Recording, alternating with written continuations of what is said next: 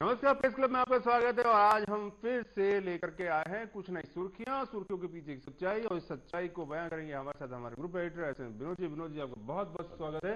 और विनोद जी, बहुत जल्दी से हम पदाधिकारियों की मीटिंग में मोदी ने जीत के 5 महामंत्र सुझाए हैं, और वहीं शत्रु ने कहा है कि आडवाणी सबसे योग्य उम्मीदवार है, और साथ ही राजनाथ की चेतावनी भी आई है।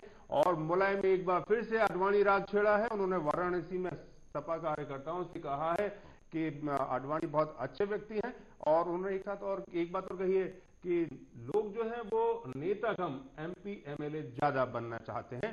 दैनिक भास्कर की खबर है कि नागपुर में भाजपा के पूर्व अध्यक्ष नितिन गडकरी ने प्रधानमंत्री को बताया है गांधी का मूक बंदर। और विकीलीक्स की खबर है, आज की सबसे बड़ी खबर और विस्फोटक खबर है कि स्वीडिश कंपनी बोफोर्स बनाने वाली स्वीडिश कंपनी के उद्यमी थे राजीव गांधी। और इसके अलावा जॉर्ज फर्नांडीज ने 1975 की इमरजेंसी और इंदिरा सरकार का प्रबल विरोध करने के लिए CIA से पैसा लिया था, ऐसा कहना है विकीलीक्स का, ऐसी उसमें खबर छपी है। और इसके अलावा एक अमर उजाला की खबर है जिसमें भारतीय जनता पार्टी ने चुनाव कहा है कि चुनाव को तैयार है, और साथ ही मायावती ने भी कहा है कि वो भी चुनाव के लिए तैयार है। तो सबसे पहले पार्टी पदाधिकारियों की मीटिंग में मोदी के महामंत्र। नहीं, मोदी ने पार्टी के अंदर जो अपना बयान दिया और जो 5 मंत्र सुझाए चुनाव जीतने के लिए, वो विशुद्ध रूप से उनका आंतरिक मामला है, छोड़ कर गए। इसमें महत्वपूर्ण यह है, जो संकेत मिलता है कि मोदी अभी घोषित राष्ट्रीय नेता नहीं है जी। वहां पार्टी के सभी पदाधिकारियों को उन्होंने जिस रूप में और जिस तेवर में संबोधित किया, वो स्वयं को पार्टी के नंबर 1 पोजीशन पर रखकर उस नेता के रूप में संबोधित करने की कोशिश की। वो बार बार वे स्वयं और उनके समर्थक न केवल पार्टी के कार्यकर्ताओं पदाधिकारियों बल्कि आम जनता के बीच ये संदेश देना चाहते हैं कि अगले चुनाव प्रचार अभियान की कमान मोदी संभालेंगे, और आवश्यकता पड़ने पर प्रधानमंत्री पद की दावेदारी भी वो करेंगे। ये उनका तेवर यह था, इसमें संदेश है। अन्यथा जो उन्होंने 5 मंत्र सुझाव, ठीक है, 5, 15, 20, 25 बहुत सारे मंत्र आ सकते हैं, आएंगे, चुनाव है, उसमें कोई ऐसी बात नहीं है।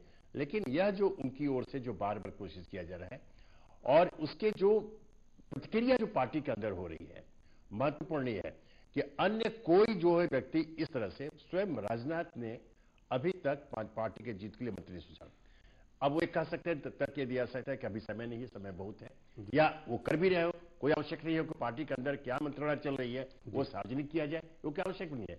लेकिन सार्वजनिक रूप से मोदी का यह कहना, जितना जो मंत्र देना, यह उनके उसी प्रयास का एक अंग है कि वे स्वयं को जो पार्टी के राष्ट्रीय नेता के रूप में स्थापित करना चाहते कि उन्हें यह पार्टी के अंदर पहले राष्ट्रीय स्वीकृति मिल जाए।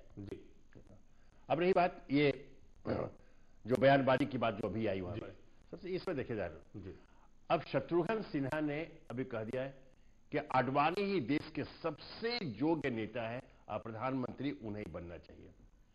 मैं बता दूं कि शत्रुघ्न सिन्हा वो राजनीतिक नहीं है, पॉलिटिशियन नहीं है, वो अभिनेता से पॉलिटिक्स में आए हैं, केंद्रीय मंत्री भी रह चुके, वो सब है, लेकिन आज भी उनमें वो राजनीतिक परिपक्वता नहीं आई। अन्यथा अभी कुछ सप्ताह पहले जब यशवंत सिन्हा ने मोदी के नाम की सिफारिश किया था कि मोदी सर्वश्रेष्ठ प्रधानमंत्री हो सकते हैं, शत्रुघ्न सिन्हा ने उनके हाँ में हाँ मिलाकर बयान दिया था कि बिल्कुल सही है, मैं उनके साथ हूं। तो कुछ सप्ताह के अंदर में तुरंत क्या बदल गया?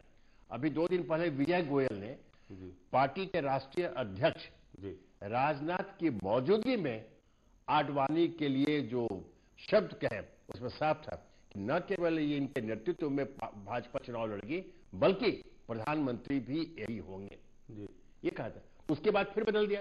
तो यह अगर किसी एक अभियान का अंग है, अब आडवाणी की तरफ से अगर ऐसा कुछ किया जा रहा है कि उन्हें भी इस तरह से पेश किया जाए, तो यह अतिरिक्त है। लेकिन इस तरह के बयानबाजी से निश्चित रूप से अहित पार्टी का ही हो रहा है।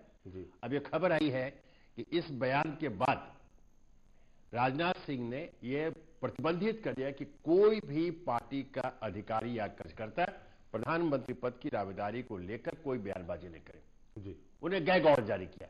लेकिन मैं याद दिला दूं कि ऐसे आदेश, अगर इसे आदेश माना जाए या निर्देश, राजनाथ सिंह अध्यक्ष के रूप में पहले भी दे चुके हैं, लेकिन इसका कोई असर पार्टी पदाधिकारियों पर नहीं हुआ है। उनकी 2 दिन पहले उनकी मौजूदगी में दिल्ली प्रदेश के अध्यक्ष विजय गोयल ने आडवाणी की दावेदारी की पुष्टि की और उधर शत्रुघ्न सिन्हा ने कह दिया। तो यह जो आदेश निर्देश अध्यक्ष के स्तर से जाते हैं, उसका मखौल स्वयं पार्टी के बड़े नेता कर रहे हैं। जिस अनुशासन के लिए वो पार्टी पहचानी जाती है, वो अनुशासन है क्या? हम लोग चर्चा कर देते हैं, सभी आरोप लगाते हैं कि कांग्रेस के अंदर तानाशाही है, वो जो 10 जनपद चाहता होता है। लेकिन यह तो है कि अगर नेता ने कुछ कह दिया तो उसे इनकार करने की जरूरत किसी को नहीं होती जी। यहां तो हर दिन निर्देश जारी होते हैं, आदेश जारी करते हैं और उसकी खिल्ली उड़ाई जाती है जी। तो यह है कि ठीक है, यह राजनाथ सिंह अध्यक्ष के रूप में या उसके पूर्व के जो भी अध्यक्ष रहे नितिन गडकरी ने भी स्पष्ट कर दिया था कि प्रधानमंत्री पद पर कौन रहेगा, कौन नहीं रहेगा, या किसे उम्मीदवारी दी जाएगी, इसका निर्णय पार्टी के संसदीय बोर्ड करेगी, यह स्पष्ट होगा। और यही परंपरा है और यही प्रक्रिया है। इसमें अगर अन्य नेता इस तरह की बातें करते हैं तो यह घोर अनुशासनहीनता का सूचक है और भारतीय जनता पार्टी नेतृत्व को और उसकी जो निर्णायक मंडली है, उन्हें इस पर विचार मंथन करना चाहिए कि किस चाल चरित्र और चेहरे के साथ हम जनता के बीच में जाएंगे। किस चाल चरित्र और चेहरे के साथ हम जनता के बीच में जाएंगे जब हमारे अपने ही पार्टी पदाधिकारी और कार्यकर्ता हमारी बात नहीं मानेंगे। तो ये संदेश है भारतीय जनता पार्टी के लिए कि वो आंतरिक अनुशासन को मजबूत करे। विनोद जी, दूसरी खबर मुलायम सिंह की है और ये भी दैनिक जागरण और भारत की मिलीजुली खबर है कि मुलायम सिंह ने बनारस में कल कहा है कि आडवाणी बहुत अच्छे नेता हैं, उनकी तारीफ की और इस साथ में ये भी कहा है कि लोग MP MLA बनने आते हैं, नेता बनने नहीं आते। देखिए, उन्होंने ये जो खबर आई कि फिर से उन्होंने आडवाणी की प्रशंसा की, लेकिन प्रशंसा उनके किस योगदान के लिए किया जी, इस पर उन्होंने कहा कि इनका सारा जीवन संघर्षपूर्ण रहा हुआ है, एक अच्छे नेता है, अच्छे व्यक्ति, लेकिन साथ ही उन्होंने यह भी स्पष्ट कर दिया कि उनकी समाजवादी पार्टी कभी भी NDA या भारतीय जनता पार्टी के साथ नहीं जाएगी, चाहे अन्य सभी दल चले जाए, सभी पार्टियां चली जाए, लेकिन समाजवादी पार्टी कभी भी भारतीय जनता पार्टी के साथ नहीं जाएगी। यह भी उन्होंने स्पष्ट कर दिया। रही बात उन्होंने जो टिप्पणी की कि लोग जो है आज नेता नहीं MLA और MP बनना चाहते हैं, यह दुर्भाग्यपूर्ण है कि एक बिल्कुल एक सच्चाई को, एक जो कड़वा सच है आज की वर्तमान राजनीतिक सोच की, है ना, उसे उन्होंने मुलायम सिंह यादव रेखांकित किया है।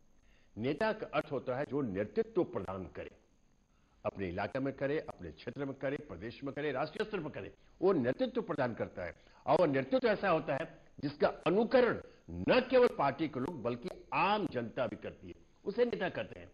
लेकिन आज क्या है कि सबको पद चाहिए, आज MLA कोई बनना चाहता है, कोई MP बनना चाहता है, इसमें वह नेतृत्व की जो सोच होती है, उसके पीछे जो नेतृत्व की जो भूमिका होनी चाहिए, इसे कोई रेखांकित करने को तैयार नहीं है। मुलायम सिंह ने यह कह करके आज के वर्तमान सभी दलों को, न केवल समाजवादी पार्टी बल्कि सभी दलों को इस पर विचार करना चाहिए, उसको इस पर विचार करना चाहिए। अच्छा, एक चीज और विनोद जी, मुलायम सिंह ने कल आडवाणी के साथ साथ जवाहरलाल नेहरू का भी नाम लिया है। नेता के रूप में बिल्कुल सही कहा है। जवाहरलाल नेहरू एक अच्छे नेता थे, राष्ट्रीय नेता थे, सर्वमान्य थे, इससे तो कोई भी इनकार नहीं कर सकता है जी, है ना। वह कांग्रेस के थे, वो ठीक है, लेकिन राष्ट्रीय स्तर पर उनकी एक स्वीकृति थी, उनकी एक पहचान थी, अंतर्राष्ट्रीय स्तर पर भी उन्हें एक पृथक पहचान मिली थी। इसमें अगर प्रशंसा किया तो उसमें कोई तो क्या ये ऐसा नहीं कि वो अभी तक जो आडवाणी और श्याम प्रसाद मुखर्जी का नाम लेते लेते जो उन पर एक लेवल सा लगता जाता उसको उन्हें नहीं, बिल्कुल नहीं। मैंने इसको शायद इसी कार्यक्रम में एक बार पहले कहा था कि अब मुलायम सिंह यादव स्वयं को एक समझे हुए परिपक्व राष्ट्रीय नेता के रूप में स्थापित करना चाहते हैं और इस छवि के साथ वो अगले चुनाव जाना चाहते हैं। वो प्रदेश की राजनीति करते हैं, इसलिए किसी भी, उन्होंने स्पष्ट किया था कि किसी भी दल का कोई भी नेता अगर उसने उसका योगदान अगर अच्छा रहा है, समाज के लिए सोचा है, उसने देश के लिए सोचा है, तो उसकी प्रशंसा करने में कोई बुराई नहीं है। तो लगता है कि अब मुलायम सिंह यादव अपनी छवि भी सुधारना चाहते हैं और अपने आप को एक बहुत सुलझा हुआ नेता दिखाना व्यक्त करना चाहते हैं जनता के सामने। विनोद जी, अभी यहाँ छोटा समय हो छोटे से विराम लेने का, विराम के बाद आएंगे फिर चर्चा करेंगे विकीलीक्स की। विकीलीक्स ने 2 बड़ी खबरों का आज खुलासा किया है। स्वीडिश कंपनी का उद्यमी बताया है राजीव गांधी को, जिसकी बोफोर्स 3 तोप थी, और दूसरा कहा है कि 1975 की इमरजेंसी का विरोध करने के लिए, इंदिरा सरकार का विरोध करने के लिए CIA से पैसे लिए थे जॉर्ज फर्नांडिस ने। तो इन पर चर्चा करेंगे, लेकिन फिलहाल लेते हैं विराम।